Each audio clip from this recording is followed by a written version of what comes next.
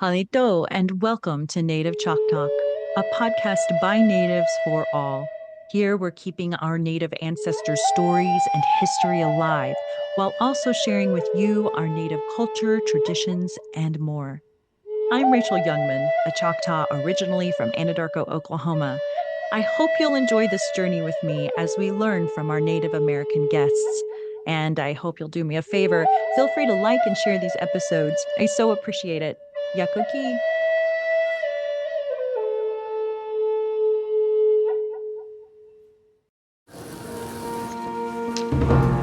I am more than a craftsman. I am more than a firefighter. More than a teacher. Than a student. A business owner. Than a leader. A healer. I am more than a champion.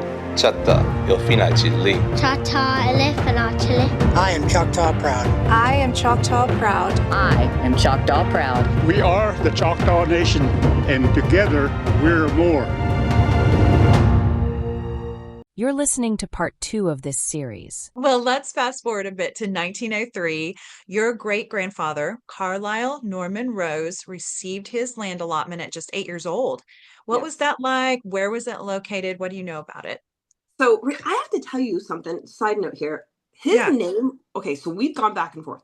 His name was Norman Carlisle Rose, but nobody called him Norman. So we always thought it was Carlisle Norman, but his name was his first name was Norman. So you might see that if you look at some of the things from my family, you'll see it switch back and forth. Okay, I gotcha. Yeah, because I know my family's going to be like, they'll side eye me. You're going to be like, that wasn't the right way. So he got his land when he was 8 years old. And the first time I found it, I thought it was 79 acres. And it's just southeast of Tamaha, but it was only 30 acres. That part. Oh, yeah. Was it because of his age? You know what? It's really funny. They all had different amounts. I think it was because they were all trying to keep it in that same area, because I had other family members, like his brothers and his grandma and his mom had, again, we've talked about this before in other parts of the other allotments, but I think it's because they all wanted to have it right next to each other. Oh, that's cool. Yeah. So it was just southeast of Tamaha, and they grew like cotton and wheat. So the typical thing in Oklahoma, from what I understand. I have an episode coming out about Tamaha soon, and it's, as people know, there's that little jail there. It's what most people go to Tamaha to see. Did you go visit the jail, I assume? So we didn't get to. So that day when me and my oldest were there, we went to the cemetery there. We were on a super big time crunch to try and get back to Dallas to leave. We were about to. And again, none of these places are easy to get to, so you kind of have to make a whole day out of it. And then if you have to get to Dallas to leave, it taught me next time maybe I should leave out of somewhere closer. But it's always because we always stay in Durant, and so Durant's only an hour and 20 minutes from Dallas. But so but my family, like it's Stigler and Tamaha's where my family's always been. So it's a jaunt up there. Yeah, it is. Yeah. So I'm with you. Yeah, I usually come from the Chickasha area, which is, it can take me 2-3 hours to get down to Durant by car. So it's actually easier if I fly into Dallas. I've just only done that a couple of times. Just a year later, in 1904, your family faced a serious challenge. A neighbor tried to claim part of Carlisle's land. What exactly happened with that land dispute? So this is what's so funny to me is that it was basically a Choctaw mama and another Choctaw mama going after each other, really. Ooh. But the lands both belonged to the minor boys. Like my great grandfather, he was at 9, and the other little boy, I think, was like 11. Oh my gosh! But they did this land dispute. For the basically what it came down to is that they claimed that they had farmed like this corner of my great grandfather's land, and that they always had. And my great great grandmother was like, "No, you haven't. Yeah. It's ours. You no, you haven't." And so that's what happened with that. I just think it was so funny is that both folks in the complaint were minors, when actuality it was the mamas. Yeah. Okay. It was the mamas. They were. Yeah. Wow. So. Getting a little greedy. And it was a really tight area. I should send you the photos of the area too, of their allotments, because it's little tiny spots, and people could sometimes, and you've probably seen some of the allotment stuff too, where they would have a picture or the drawing would be someone's land allotment, and then somebody Yeah. else's would be like right in the middle of it sometimes, or right up in Right. the tiny corner. What a So I mess. think, yeah, exactly. So I think that's kind of like it kind of pushed that to happen because of that kind of thing, because there were so many in that area. Yes, yes, that makes sense. Yeah. Yeah, it's interesting. I can't remember if I told you this, but I have some of my family land was partially in the Arbuckle Mountains, which is now Arbuckle Wilderness. Have you been through there, by the way? Yes. Arbuckle Yeah. Wilderness. Okay. And you can go feed the animals and all that stuff. So some of their land was there, but it's rocky and not a good place for farming. And then they also had land up in McLean County. So that's maybe an hour away from each other. So my grandparents, they sold the land to what is now Arbuckle Wilderness. But it's just interesting how that happened a lot of times because you may remember the terminology better than I do, but something like there's farmland that they would give them, and then there's Yes. just area Livable. land, I whatever. think it was called livable land. I'm not exactly sure what. Okay. I think it was called livable Yeah. land, but they would ask that. Yeah. Interesting. Well, and what do you do when, I mean, back then they're taking horses and going from, horse and buggy to go from one land to the other, and it was hours apart. That's just crazy. So I kind of understand why they must have sold off some pieces of land back then, but it's Yeah. always, we don't always know, and that's always kind of frustrating. But Did your family, did they decide to keep the land that was not in the mountains? yes, yes. So we Okay. still have it today, and we have cattle there, Mhm. and we really cherish it. There is nothing that would ever make us sell it because it's precious, It and there's absolutely is. Yeah. Precious yeah, is a good word for it. Mm-hmm. right. And Mm-hmm. I'm excited now because at this point, one of the cousins now has a portion of the land, and that's my sister. And so we're Oh, trying to keep it in the family. And once my grandparents died, my dad sold his portion to my sister, and it's like, oh, I think that's the first cousin that has any stake to the land at this point. It's just really cool. But that's and fun. then she leases it out to my uncle who does the ranching part of things. Oh So my gosh, yeah, that's so all in the sweet. family. When it gets to be something that's been in your family for that long, it becomes something you need to guard, you know? You do. You need to guard it.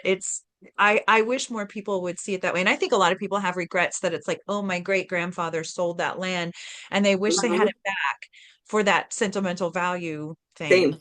I mean, I would like, I, I know we're going to talk about it, but I think that's one of the things that, as far as like what I found, I'm the one that's found like all these extra allotments and where ours were, before the ones that were after Tamaha. And so everyone's like, what? I didn't, and Wow. there were some family members that didn't know the land that my grandfather farmed or my great grandfather farmed in Tamaha was an allotment land. They didn't know that. Wow. Oh my gosh. You've really been able to straighten out some of those fuzzy lines and say this It, is what this is. And it's mostly because I'm just nosy. right. You have to be nosy and persistent and don't worry about making a fool out of yourself. Those are the three things you have to have. Yeah. Yeah, for That's sure. cool. That's Yeah. cool. So Yeah. that land, it sounds like your family had to defend that land in court multiple times, even into 1906, because it was what, 1904 when that Yeah. started? 1904 when that started. Yeah. My And God. so what's funny is that every time, so I guess now it's the BIA, but back then it was the Okay. Department of Interior and then the Civilized Tribes Land Office, the Choctaw Land Office. They're the ones that told them the first time, no, it's their land. It's the Roses' land. Let it be. Mhm. And when they got that, they said, oh no, we're going to appeal it. They appealed it to another time, two more times. So two times total. Yeah. What a waste of money and resources and yeah. So They I must have thought the really same. wanted it. I was like, listen, in my mind, I was thinking it's 1900 in the 1900s. So I know things are a little bit harder then. What did Yeah. you guys not have? Like, what was going on? Like, that's the part I would like to know is what was going on to, Yeah. especially because their land was right next door. So they had to see each other all the time. Oh my God. Can you imagine how uncomfortable that was? Mm. We avoid people we don't like now, but back then that was probably a lot harder. So I So don't true. The kids probably just wanted to play together. exactly. That was my whole point. I was like, these boys probably are like, yeah, my mom's being a booger. Yeah, well, my mom's being a booger too. Like I'm sure they said other words, but Don't tell them that we met up in the middle in the field and went to play. exactly. Don't you wish you could go back in time and see all of that? Yeah. Oh my Yeah. gosh. It's really funny. My cousin says that. He goes, I just have all these questions. And I was like, I do too. It's just because we're nosy. It's actually kind of funny that we say that in our family, that when the Roses are just nosy. Yeah, and rightfully so. Please Yeah. continue nosy on. Exactly. Yeah. Yeah. Well, let's talk about 1908. It was a pivotal moment. That year, over 50 Native children, including your great-grandfather and his siblings, were targeted by district agents filing for guardianship. So, what was going on there? So this is what was so funny. I was just researching one day. It was a free weekend on newspapers.com. And so I was just putting in family members' names, and it also taught me a little bit of a different way to search on Ancestry after that weekend. But so I put in my great grandfather's name, and that came up. So not my great, but my great grandfather's name, and it was No Norman way. Carlisle. And so I was like, "What? And then I saw all of his siblings, the ones that were there, because he had a bunch of them. Some of them weren't around yet, and Yeah. I read up at the top where it was like, this is a filing for guardianship that's been filed in the courts already. This is on the docket. This is going to happen. And I Wow. was like, and Were what's you funny? blown away? Yes, because my great grandmother, my great grandfather, like his parent, like sorry, all the greats, how you get messed up with Yeah, them. right. Their parents were both still there in the home, loving them, taking care of them. Like they were all together. There was no problems. So Hmm. what's funny about that, finding that out, is I had a conversation with a distant cousin in Oklahoma where she had said that her great grandfather's land had been given away when he was put into foster care when he was 6. Oh. And I kind of put two and two together, and I was like, is this what happened? And so I kind of held off for a minute, Mhm. and then I went researching just on the internet, and apparently this was a scheme that they would do quite often.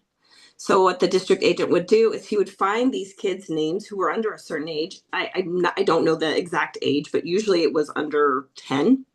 Right. And he would find these kids who had allotments, and then he would file for guardianship. And he would put it, and now see what they would do. They'd file it in the courts, and then typically you'd have to put an announcement in the newspaper. Well, not everybody got the newspaper. Now, granted, a lot of Right. people did, but what the hope was that they wouldn't, that the adults, the parents, the guardians, whoever was in charge of these children wouldn't see it. Oh. Or even know what to do with it if they did see it and all that. Yes. Yeah. Oh my So, gosh. Do you remember what that agent's name was? oh my gosh, you know what? I have it, and I will have to find it, and I will have to Text send it me to when it's midnight and you remember it. you. Yes, because his name was in it's in the article. It's right Yeah, yeah. there. That, Right. it was such a crazy thing to me. And there was so many kids, and I was like, no. It just blew me away that God. the blatant racism and out of all of it, and what they're doing to children, and in that in general, and then trying to take So someone's land. greedy. I mean, there's a lot to tick off that's wrong with it, but it Right. sometimes in this day and age, we just kind of go, wait, what? Like, and Yeah. it doesn't hit us to our family. So you think, oh, Mhm. that's not me, but it is. Right. Yeah. It is. Yeah, that happened in your family. Like Yeah. your ancestors were victims Yeah. of what happened. Yeah. So terribly sad. I think some people don't know that happened. And thank God Killers of the Flower Moon came out and kind of opened people's eyes that this kind of thing was going on. And sometimes there was no murder involved, and sometimes there was. It happened to my grandmother, my great grandmother. She was under the guardianship of J.D. Anderson, a white landowner in Sulphur, Oklahoma, who took guardianship of her and her half sister, and then a bunch of her aunts and uncles, and just took their land, just took it, no big deal. And they got some of it back, thankfully, but it's crazy. So it was Um, close to something for you as well. Like that happened to your family as well. yeah, right. And it seems like a black and white movie, right? Like, oh, that happened to somebody else. No, it happened to our family. How bizarre is that? Yeah. And it still sometimes blows me be like a way that it was just so blatant, out in the open, and Yeah. they weren't trying to hide it. No, because Yeah. they knew that was a population that nobody gave a crap about. Nobody Mhm. cared. They were Yeah. seen as dirt, and they pretty much they wanted their land, but otherwise they were valuable. They were not valuable at all Yeah. to them. Yeah. Wow. So even though both parents were alive and caring for their kids, which is even crazier, Mhm. the agents still pushed these applications. We'll be back after this quick break. Are you looking for the perfect gift for your significant other, your bestie, or even yourself? You know you're worth it. Luxury soaps, lotions, and lip balms from Bakers Bar Soapery are 100% Choctaw crafted, and they make the perfect gifts. This work of art is their signature turquoise soap, and it's made to look like Sleeping Beauty turquoise. Do you see this gold veining throughout? And the gold marbling on top? Love it. Next, check out this apple mint custom fragrance oil soap called Say Their Name. And all proceeds go to the missing murdered Indigenous women Choctaw cause. You'll only find this blend made specifically for this soap. And yes, these are made with goat's milk, which leaves your skin feeling soft and supple. So load up on these Choctaw soaps made by Tiffany at Bakers Bar Soapery at thebbsoapery.com. But be sure to get 20% off when you use the code Native ChocTalk, that's all caps, when you spend $25 or more. Treat yourself to the luxury your skin deserves with Bakers Bar Soapery. So I think obviously he saw it. Yeah. And so and this is the other thing, Rachel, my family didn't have any clue about this. Like my family now, nobody knew anything about this. Oh, wow. So So you discovered this. yes. And Woo!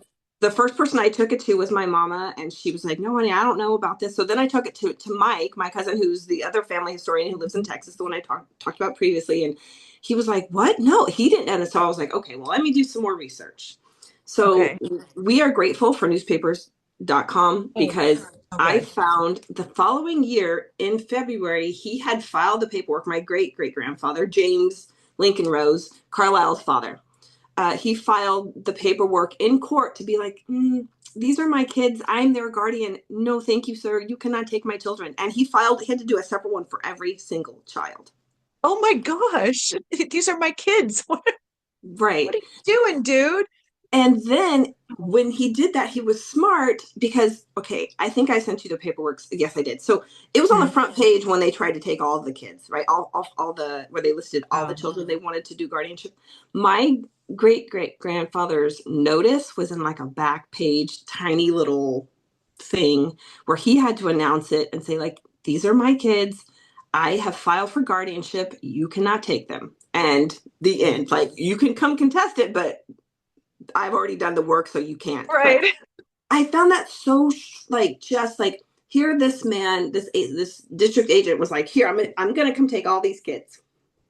But I looked for other parents to who might have done the same as my great great grandfather, but there wasn't. He was the only one that day, and I'm sure there was more because I'm sure other parents saw that too. But Yeah. I would love to know, like, I wish I could talk to at least my grandfather because he would have known more about that, especially. But to see that he Right. had to file and then put it in the newspaper, and like I said, that he had to pay for all of that. So Oh my it was gosh. this tiny little like notice, like, I dare you, basically. Yeah, Wow, yeah, that's fascinating. yeah. Yeah, And I'm so grateful that he saw it and that he took care of it, though. My other distant relative in Oklahoma, when she had said that happened to her great grandfather, I was like, oh, that could be what happened to what they were trying to do. And then so when I went researching, it absolutely was what they would do. wow. Yeah, That's interesting. yeah. I love that you were able to dig into this and find more and bring new nuggets of information into the family. Yes, and I love it. Also taught me a new way to research things for our family because for the longest time, I would just wait for Ancestry to give me those hints and go from Yeah. there. But Yeah. I didn't have Ancestry for probably, I don't know, a year or so because I was working so much. I didn't have time to, so I was like, I don't need this right now. Right, And right. That when I got an email from newspaper.com and they were like, hey, we're having a free weekend. I was like, okay, well, let's see. Cause I didn't have anything to do that weekend. And this is kind of what I do when I'm not busy. And I was on the computer all day long. You got sucked into the time vortex. It all of a sudden becomes like the Twilight Zone, right? It's like, oh my Yeah. God, I sat down at 10 a.m. and it's 10 p.m. Yes, exactly. That weekend, that whole Saturday, I found out so many nuggets of information about our family. I mean, the newspapers at that time and their little, every little area in Oklahoma in that area had their own reporter. So, and then they would report, this person went to go to church. This person went to a cakewalk, or they went to a spelling bee, Love those things. It's like society paper, and it's like, yes, the Schaffner has gone to the bakery to get a cake for her family this weekend. It's like, yeah. oh, beautiful that they actually took time to type that up. That's but it's funny because at the same time I'm like, well, we kind of do the same thing now for ourselves on social True. media. We do it ourselves though, right? So I'm really grateful for it though, because I found, my grandmother won a spelling bee at 11 years old. Oh, so cute. I never knew that about her, so it was a really neat weekend. So when you guys see those free newspapers weekends, do it. Take advantage of it, y'all. Yes. So do you still have your newspapers.com? Do you have a subscription now? Yes, ma'am. Yes, I do too. And I can't live without it at this point. I'm like, yeah. They keep raising the rates and I'll keep paying it because I have to have it. Yes, because there's so many things, like I said, like finding out that every little community in Haskell County had their own little reporter. And I found, my great grandma went over to her friend's house for the weekend, or my grandfather came home from the army for a visit. Like these are things that like my entire family didn't know about my family living in Oklahoma, because time had just gone by and they didn't have those newspapers. So I think it's just really special. So every time I find something, I keep it. And then I've even thought, I was like, maybe I should start a Facebook group for my family to be like, this is what I found this week. I am very glad that you also do newspapers.com, because I tell people like ancestry is one piece of the puzzle. You have to have newspapers.com, even if it's for a month or something, just to dig in, spend 24 hours a day on it until your subscription's up. And then yes, I never realized how crucial newspapers.com was until that weekend. I was like, oh, these are all the things because I've been doing genealogy since 2015 and it's always just been surface level, but that newspapers.com account just took me to a whole new level of things. Whole new level. Yeah. And for people that don't use it, there's, you could put any item in the search bar, Tamaha, the last name Rose, and then put, I don't know, the state or something. That's exactly what I did. I put my family's first name, whatever person I was searching for at the time, and the area and the year, and it just Just scroll when and you see stuff scroll. pop up, you're like, oh my gosh, get my coffee. I gotta start this. Yeah, right. Like, okay, I'm gonna be gone today. You guys have a good weekend. Right. Yeah. Right. Mommy's busy. Yes. Yeah. Well, what can you tell us about the areas of Tamaha and Stigler? So what's funny about Tamaha is it has always been extremely small. Yes. And it's funny because I know my family went back and forth between Tamaha and Stigler for many, many years. But what's funny to me on our family's note is that we've always kind of reverted back to Tamaha. Most of my family goes there to be buried, even from out here. I have a second cousin that passed away 6 months ago, and she's buried there. Wow. When we were there in 2023, when I was there with my oldest, she had a headstone already there too. So she had planned it for many years. And I remember calling my mom, I was like, Mama, her headstone is here. And she was like, yeah, honey. And there was more family members that have done the same thing. So Tamaha, I think because it's just such a small community and it has a deep rooted history that my family wants to be a part of it forever. Oh, absolutely. Personal note, do you think that's where you would want to be laid to rest? So probably not. What's funny is that you bring that up. We've talked about moving to Oklahoma, me and my husband and my boys, and it's something we go back and forth on all the time because when I'm there, I just feel very pulled to be there. Right. Right. But my family's going to be buried out here, and because genealogy is so important to me, and I will probably be with my family out here in Chowchilla, which is where most of my family out here is buried. Which, Okay. side note, Chowchilla is like a small Oklahoma, so Okay. Yeah. most people there are from Oklahoma. So That's amazing. yeah, Who yeah. would have thought? Little Oklahoma community out that way. Both of my parents, both of my grandparents are from the same area.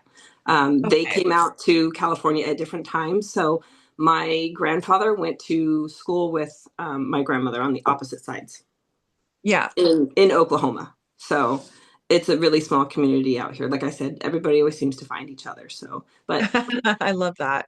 and Stigler too. Stigler is still a big. I mean, it's funny how it's the biggest city in Haskell County, but it's so tiny at the same time.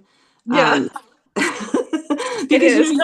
I honestly, besides Tamaha, and this is maybe my ignorance because I'm not in Oklahoma. I don't know another town. I don't know other towns in Haskell County. And I know Oh, okay. it's it's a small county, and I know it's the most northern part of our reservation, and so Yeah, it takes forever to get there when you stay in Durant, Tiffany. it is. It's out there and it's Yeah. beautiful out that way. Um, are you like me though? When I researched, Haskell County used to be called San Bois County, which I used to call San Bois because I'm like, that sounds like the French way to say it, but San Yeah. Bois County. So your documents from your family and mine too probably say San Bois County versus They Haskell, do. right? Because back in the day it was that. Okay. Yeah. And in fact, my grandma, Susie, who's like I always say, she's my not my Choctaw family. She used to call it that. Oh, did she? Yeah, Okay. she used to call Cool. it that, and I can remember that from as a little kid Yeah. when she would talk about Oklahoma. She was born in Red Hill, so she would always say Sem Boys. Right. So yeah. The Tamaha allotment itself, that original piece of land, what happened to it and why is it not in the family anymore? So I will tell you that it is so funny. I was reading a book called Blood Sisters, and it is about this character who's Cherokee, Oklahoma Cherokee. And in the Mhm. book, she was talking about her family's allotment, and it got me to thinking, like, I know we had allotments. How do we Yeah, find it? I'm gonna right. go be nosy some more, right? So I went and just put in Google, how do you find your family's allotments if you don't know where they are now? And there's a YouTube. Can I mention her name? Is it Yes, okay? Okay. please. I'll So use it. That sounds great. yes, so her name is Miss Angela Walton Raji. She Okay. has a YouTube that explains exactly step by step by step how to find your family's allotment, even if you have no clue where it is right now. And she tells you how to find it to this day. And so she gives you the websites to go to, and it's a lengthy process. There's lots of research, there's lots of scrolling, but it took me about an Okay. hour to find mine. And so I don't know. It was just it's funny I'm because so grateful you told me that. I have never heard of that. I am still looking for some of my, great uncles and aunts' land allotments and stuff. And it's really hard to find it. Like you can even have the grid yeah. that has, this portion here is where, but I'm like, but where is that? And So that's thank what's you. really neat about hers because she goes, if you, it's like a 10-minute, it's not even a very long YouTube. She's very calming. And she's got the perfect just Right. character for it. Yeah. So It's when gonna be she's like, super easy to find these land allotments. Don't worry about it. exactly. And she's just like, she's very mellow. And then she's like, and then we go to, and then she goes to the website that I forgot what the website's called, but it gives you the grid and tells you like, okay, so here, this is what it said in their allotment jacket. This is what's going to be on the grid. This is how you find it today. No way. Hmm. I'm so glad you found that. Okay, this is huge. I will make sure that our listeners have the link to it. Yeah. So if you And I'll get it over send it to to you me. too. Okay, Yeah. thank you. Thank you, Yes. Tiffany. Yes. And she posted it maybe a couple years ago. So everything is still very valid. Okay. And so I found it because of her and finding my family's allotment jackets. And then everybody and their grandma in my family had allotment jackets. So that was a lot of work. So what I found was that it was emerged in the Kerr River or lake. It's funny because I've seen it called both. Um, Right. and so it's submerged. And that was the land that my grandfather, my great grandfather was farming, the one that was contested by the neighbor. I mean, it was all kinds. This land was special. It was fought over a couple of different times. So Right. so when I found it, I was like, so I went to the grid, and then I was like, no, because I could see it getting closer to the water. And then it's literally dead center of the reservoir. No, are Not on you the edge. serious? It's All right, we right. gotta drain the reservoir. Yeah. So I was like, no, because I was like, okay, so I was literally writing down our itinerary for my next trip. I was like, okay, we're gonna go here, okay, because it's in Tamaha, so I know where that is. And Right. it was Oh, I sat there, and Sean came in the girl. room, and he's like, why are you so quiet? I was crying. He's like, what happened? I was like, it's underwater. Oh, I'm Oh, so sorry. You'd have to oh, take a boat and then it just, yeah. yeah. Oh my, What's funny about that is we've gone there. We've crossed that reservoir. You cross it every time you go between Kyoto and Sigler, and when we've gone to Tamaha, right. when you go to the cemetery in Tamaha, the cemetery's right by it. Oh my gosh. So we've been there a million times. I'd never Oh, known. I am Yeah. so sorry. Thank Oh you, my friend. Thank you, goodness. friend. Thank you. And think about like there must be a lot of people that have found that that's where their family's land allotments were. Oh yeah, I mean, there was at Area. least, I'd say, 7 or 8 other ones right around there. So it would be interesting to talk to somebody who Yeah. went through the process of, because I don't know how that land was given to. Obviously it was like eminent domain or something like that, but I don't know how any of True. that happened. That's the part that How did is that still, happen? Yeah. yeah, And still. maybe someone in your family was paid a lot of money to make that happen. I don't know if it was eminent domain, who knows, but They could have been, because from the things that I've learned about eminent domain, because I went to do a little bit of research after that, is they right. start many, many, many years ahead of time. I know Oh, that the Kerr Reservoir Lake wasn't really finished until the early 70s, so they could have, they could very well could have been offered some money ahead of time, in order to move out. yeah, if there's a wealthy side of your family, that's probably, Yeah. Right. Yeah. So Oh my, that would make for a good story too. And no one's telling me that one yet, but I don't know. I'm yeah. still nosy enough to research it, so we'll see. Yeah, and so let's put it out there again into the Yeah. universe. If anyone knows anything about that area when it comes to the land allotments and how that all worked when they were flooded by the Kerr Reservoir, let us know. Yeah. I would love to know. Please share with me. Stay tuned for part 3 of this series. Thanks for listening to Native ChocTalk. Be sure to join our community on YouTube, Facebook, Instagram, and Twitter, and check us out at nativechoctalk.com. Stay tuned for the next episode. You're going to love it. Yakoki. Thank you, my friends.